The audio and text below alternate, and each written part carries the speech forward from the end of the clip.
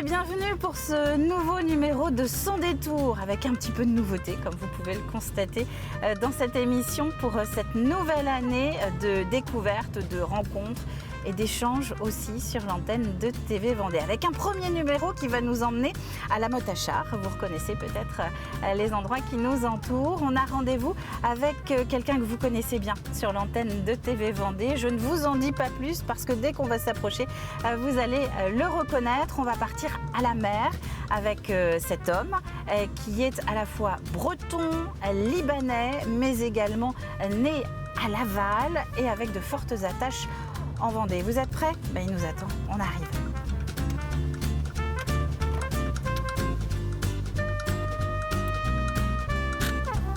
Je vais prendre ma tablette parce qu'on a une petite surprise pour lui.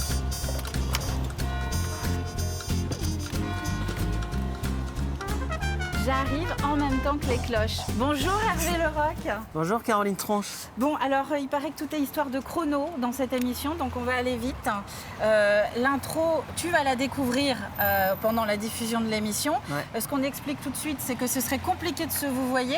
On se Oui, connaît oui, bien depuis sûr. 2008, je faisais le calcul C'est dans vrai la voiture, donc ça fait un petit moment. Est-ce que tu as compris pourquoi on est à la Motte-à-Char pour ce premier Ah numéro non, de Sans bien sûr que détour? non, évidemment, parce que moi Pas je du joue tout. le jeu du concept que j'ai créé. Je te montre quelque chose? Ah oui, c'est nouveau ça. Ah bah je te montre quelque chose. Tu m'as eu avec Ah, des attends. nouveautés en fait. Faut juste que j'arrive à mettre le Ça a son. été validé par le directeur ça? Bah, je lui en parlerai après. Regarde Avec Sans donc. détour, chaque semaine, je vais aller à la rencontre des Vendéens. Qu'est-ce que c'est? Qui C'est la font première. Vendée. Ouais. Des gens, Tu t'en parfois souviens? très simples, d'autres, Une plus petite connus. jeune femme poirier. Oui, en plus, oui. C'est alors pour la petite histoire. ouais. Toi, c'était écrit. Il fallait que je prenne la suite. C'est mon nom marital. Oui, je Poirier. sais. Mais Qui tu te était souviens où tu comédienne étais allé et on est allé se mettre les pieds dans l'eau. Ouais. Non, mais avant. Du département Ah, je sais de plus ça, la par contre. Vendée. C'était là? Le rendez-vous, c'était ici. Ah d'accord, bah tu C'était vois. au domaine de Brandois, plus exactement. Ah, d'accord. Alors toutes les archives, si vous voulez voir la tête d'Hervé aussi. Évoluer avec Ça, le voilà, temps. évoluer Il n'y a avec pas que la le tête temps. qui a évolué Tout chez se Hervé trouve Leroy. sur les replays. Alors ça, on va en parler aussi. L'évolution de l'information. Qu'est-ce qui se passe là maintenant? Je te fais monter dans la voiture. On y va? Tu te trompes pas de porte, s'il te plaît? D'accord, pour Tu une te mets fois. côté passager? Ça marche. Ah bah c'est parti. Merci, Et allons-y. nous, on va essayer de lui réserver d'autres surprises. Oh. Est-ce que tu as un petit peu une idée d'où je pourrais t'emmener? Ah aucune. Ah, j'adore. Puis j'avoue, j'ai pas eu le temps de chercher et de réfléchir. Alors. Je me suis dit, je vais jouer le jeu jusqu'au bout. Bah, il faut jouer le jeu. Il faut jouer Ouais, le c'est jeu. pas facile. Non, c'est pas facile. Et justement, hop. Alors attends, déjà moi, il faut que je comprenne comment on met là. Oh bah écoute, là aussi, il faudra que j'en parle à mon DG. Tac. Donc on est parti. Je disais que nous étions à la Motte-à-Char. Ça va être un peu compliqué, on va pas se le tenter comme ça. Cette émission Sans détour, du coup, effectivement, elle vient d'où? Structurellement, en fait, on avait abandonné Place du Marché, et qui était une émission qu'on faisait une fois tous les 15 jours, 3 semaines. Faute de marché, c'était désespérant et je présentais cette émission-là. Et puis on avait abandonné aussi une émission qui s'appelait Dans la Bulle, qui était le précurseur de Sans détour. Dans la Bulle, c'était 26 minutes où on faisait venir les gens en plateau, mais ils ne me voyaient pas. Comme à l'époque, je faisais de la radio, je n'étais pas encore le directeur des programmes de TV Vendée. Et on a abandonné cette émission parce que 26 minutes sur un fond vert seul, même si on a un objet, un livre, une photographie, etc. Et on peut échanger. C'est moins facile pour des gens qui ne sont pas habitués à la caméra qu'un véhicule, qu'une voiture. Et donc l'idée, elle est venue de là. Elle est venue, si je mets les gens dans la voiture, au moins ils regarderont le paysage, ils ne penseront pas aux caméras. Le point commun quand même entre tout ça, c'est de faire parler les gens. Oui, mais ça c'est parce que comment dire, c'est ma patte. Enfin, j'aime ça. Enfin, c'est ce qui nous lie, nous deux aussi. Ce qu'on aime, c'est mettre en valeur les gens et les faire parler, et pas simplement qu'en surface, aller dans la profondeur des cœurs. Et tu penses que c'est ce qui peut définir le journalisme ou finalement C'est ce qui peut c'est définir un le trait de journaliste. caractère? Merci de le dire, c'est ce qui peut définir le journaliste. J'ai horreur de porter la plume dans la plaie, les trains qui arrivent en retard, etc. C'est pas ma définition du journalisme. Alors c'est peut-être disruptif par rapport au monde actuel, où on apprend aux journalistes à taper, à être un quatrième pouvoir, etc. Je me retrouve pas du tout là-dedans, mais vraiment pas du tout. En faisant les calculs là pour préparer l'émission, je voyais qu'on approchait des 10 ans de Sans Peut-être, détour. je sais plus. C'est l'année J'ai prochaine. un peu oublié. Bah, je te le dis, c'est l'année Ouais. prochaine. Est-ce que on en a marre au bout d'un moment, au point qu'on demande à sa rédactrice en chef de prendre le volant une semaine sur deux? Ou alors, non, mais plus sérieusement, est-ce que tu crois que c'est le genre d'émission qui peut lasser Alors je pense que c'est pas le genre d'émission qui peut lasser. La preuve, c'est que quand je me suis dit bon, il faut peut-être qu'on passe à autre chose, s'il faut jamais lasser le téléspectateur et qu'il s'habitue, j'en ai parlé au conseil d'administration et il m'a dit mais non, pas Sans Détour. Sans Détour, c'est le marqueur, enfin c'est un des marqueurs très très forts de TV Vendée. Il faut que tu continues. Et pour le fait que ce soit toi qui reprenne, c'est que moi je veux arrêter, enfin en tout cas passer doucement la main entre l'une et l'autre. Non pas que cette émission ne me plaise pas, au contraire, enfin, je veux dire, c'est mon émission, elle m'a construit aussi moi en tant que directeur des programmes et même en tant que directeur général. Et elle me ressemble, sauf les petits ajustements que tu voudras bien faire. Je vais peut-être en découvrir d'autres, mais comme l'iPad au démarrage. Mais il faut que je l'arrête et que je passe un peu à autre chose. Pas que j'arrête l'antenne du tout, avant de me lasser en fait. Il faut le faire avant, parce que quand on se lasse, c'est déjà trop tard, quoi. Mais sur ce genre d'émission, où a priori on rentre pas mal dans l'intime, dans la limite de ce que les gens veulent nous dire, mais quand même on est là pour parler du boulot, mais aussi du perso, comme on a tendance à dire. Est-ce que ça permet de nouer des relations? Est-ce qu'il y a des invités de Sans Détour qui sont devenus des amis? Oui, beaucoup. Tu mets pas de limite entre le Alors je le les mets quand je fais l'émission, mais après ça dure. Alors il y a des amitiés professionnelles, des amitiés personnelles, des amitiés intimes. La rencontre, c'est ça, et c'est comme dans la vie. Il y a des gens avec qui je travaille qui sont de très très grandes amitiés professionnelles. Dans d'autres cercles, ce seraient des amis intimes. Je peux faire un petit clin d'œil à Lise-Marie, qui est directrice adjointe. On est d'une proximité extraordinaire. C'est une très très grande amitié professionnelle. Et voilà, dans cette émission, c'est pareil. Il y a des très grandes amitiés professionnelles qui sont nées. Et puis il y a des amitiés tout court. Jean-Michel Renaudot, l'ancien patron de CEPRO, est devenu un ami intime. Il est à Pornic aujourd'hui. Gilles Wagner, qui est le patron de Prestige, de Privilège Marine, pardon, est aussi quelqu'un de proche. Nathalie Barbeau, NBC Communication, il y en a beaucoup. Hein. Enfin, il y a pas mal de personnes avec qui tu gardes contact finalement. Alors je garde de toute façon contact avec quasiment tous parce que c'est un marqueur aussi pour eux. Se livrer comme ça devant une caméra, c'est pas facile. Et donc les gens, c'est un marqueur pour eux d'être passés à ce moment-là sur TV Vendée. Ils s'en souviennent quand même. Hein. Alors, un des moments clés de cette émission, c'est de te dire où on va. Ouais. Hein, on va commencer par ça, puis après on parlera de la musique déjà que tu as choisie. Bah oui, écoute, tu m'as dit de garder un œil sur l'heure, je garde un œil sur l'heure. Ouais. Donc l'endroit où on va, tu es un homme de médias, tu es un homme... C'était trop facile de t'emmener dans un média, de t'emmener visiter une église, on est d'accord, on l'abordera aussi ce sujet. Tu es un homme de la mer aussi. Oui. T'es un breton. Je suis même finistérien, je suis même un crozonnais. Enfin, je suis finistéro-libanais. J'ai des racines au Liban qui me sont très très proches, même si je suis jamais allé au Liban. Et j'ai des racines finistérielles de la presqu'île de Crozon même, qui est mon pays où je nage particulièrement. Je plonge, je pêche. Et tu fais du bateau ? Et je fais du bateau. Et tu fais du bateau. Bon, j'ai pas eu les moyens de louer un bateau. De le louer, pour, non, pas pour Sans Détour aujourd'hui. En revanche, a priori, la marée basse est dans 1 heure. Donc ce que je te propose, oui, je t'emmène sur l'Estran. D'accord. On part du côté des Sables d'Olonne. Ouais. Et puis après, alors cette musique. Parlons de cette musique. Ah, la musique, alors, elle a 2 raisons de vivre. Tu sais, j'ai beaucoup pensé à cette émission. Ce que je peux te dire, c'est que quand on fait cette émission pendant 10 ans, il y a un moment où 7 ans, 8 ans, tu m'as dit que c'était 10 ans prochain. Il y a un moment où, 2014, très bien. Il y a un moment où on se dit, tiens, moi, qu'est-ce que j'aurais mis comme musique ? Et ça fait des années et des années que je pense à Jacques Brel, à la Fernand. Qui est une musique que je trouve somptueuse, d'abord parce que je suis un fou de Jacques Brel, c'est mon père qui m'a fait découvrir papa Jacques Brel, et que je trouve que Jacques Brel, en tant que grand amateur de cinéma comme je suis, chaque musique raconte une scène avec une intensité dramatique extraordinaire. C'est le cas de Fernand, c'est l'histoire d'un homme qui suit son copain qui est mort, et puis... Je savais que ça allait être difficile. Ça me remémore aussi, peut-être qu'on en parlera tout à l'heure, la grande détresse que je vis, la souffrance qui me porte tous les jours, qui me fait mourir et réapprendre à vivre chaque jour. La mort de mon fils il y a bientôt 3 ans. Et donc voilà, à chaque fois, c'est un écho très fort dans mon cœur que d'écouter cette chanson-là. Je voulais en parler en étant face à l'océan. Oui, je m'étais dit on que en ce parlera serait plus face à l'océan. Mais on pourra en reparler. En reparler. En attendant, on Fernand. On écoute Fernand.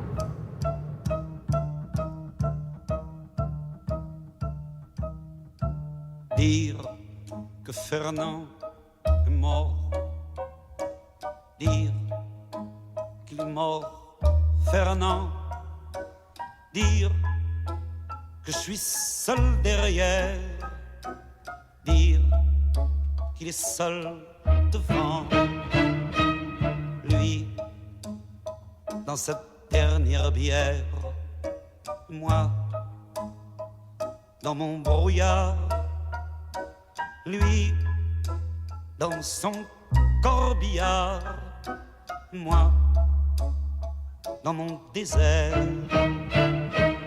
Devant, y a qu'un cheval blanc. Derrière, y a que moi qui pleure. Dire qu'il y a même pas de vent pour agiter mes fleurs. Moi, si j'étais le bon Dieu, je crois que j'aurais des remords. Dire que maintenant il pleut, dire que Fernand est mort.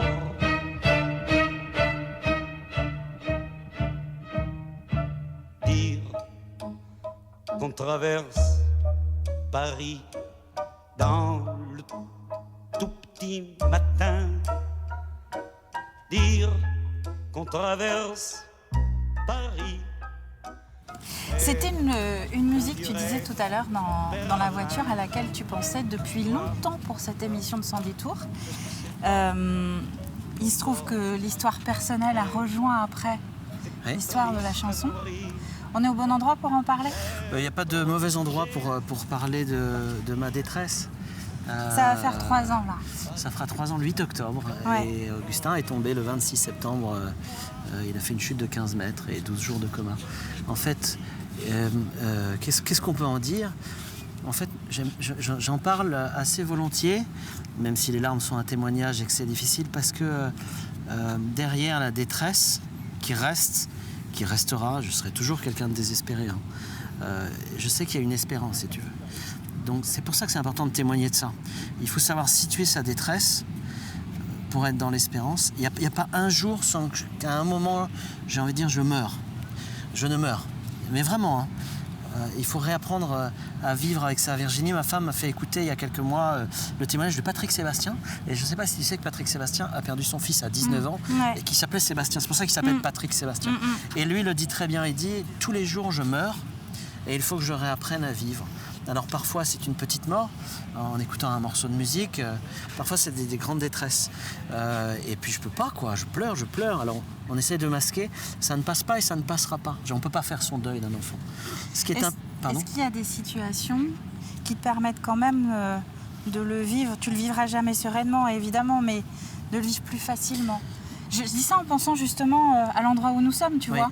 La mer, le large, est-ce que ça fait partie de ces endroits dans lesquels tu peux te réfugier finalement ? Alors, ça peut être très positif, ça peut être un vrai désespoir aussi. Le jour de son accident, Augustin avait fait du surf pour la première fois.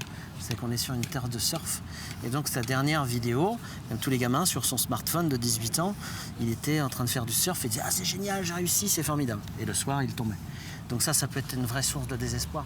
En fait, moi, comme je suis très croyant, catholique, je pense que mon fils est autour de moi, il est avec moi, il nous accompagne. Moi, ça me fait vivre.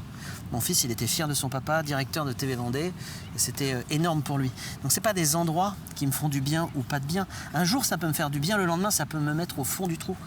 C'est pas comme ça que ça fonctionne. Ce qu'il faut, c'est appréhender sa détresse, la mettre au bon endroit, mais ça permet aussi de voir la vie de manière plus... je sais pas, parce que chacun vit comme il peut, mais de manière plus juste. C'est-à-dire qu'aujourd'hui, il y a plein de petites futilités de tempérament, de caractère, d'angoisse que je peux vivre, qui me semblent badines, alors que pour d'autres, elles sont importantes. Je sais où est l'essentiel, si tu veux, de la vie. Je sais où sont les vraies choses et où il faut voir. C'est pour ça qu'il y a de l'espérance derrière tout ça. Je ne suis pas le même, je serai toujours désespéré, je meurs chaque jour, mais je suis dans l'espérance et je vois la vie bien plus belle qu'elle ne pouvait l'être avant. Et est-ce que ce drame familial peut faire de toi un meilleur boss ? Oh, dis donc. Oui, sans aucun doute. Oui, sans aucun doute. Oui. Alors c'est déjà le cas parce que je ne sais pas si tu te souviens de la communion des salariés à ma détresse. Je sais que tout le monde a été remarquable. La chaîne a été extrêmement bien tenue. Je parlais de Lise Marie et grâce à Lise Marie notamment. Mais donc voilà. Donc déjà, moi je pense que ça a transformé ma relation avec chacun des salariés. Et puis ensuite, là aussi, je vois les essentiels. Il y a des choses sur lesquelles je peux plus facilement écouter les salariés. Moi, j'ai toujours été un bon père de famille, mais je suis toujours dans l'émotion. L'émotion, ça fait pas tout. Il faut réfléchir, décider, et ensuite on se laisse aller à l'affectif. Avec la mort de mon fils, je connais la valeur de l'intelligence, je connais le poids des vraies décisions, parce que j'ai dû en prendre avec Virginie, et je sais maintenant où est-ce que je peux laisser aller à l'affectif, dans de grandes joies comme dans mes larmes. C'est beau ça de parler d'amour. Alors on a parlé de l'amour de la famille, on va parler de l'amour du métier maintenant. T'es d'accord ? Oui, d'accord. Allez, on continue.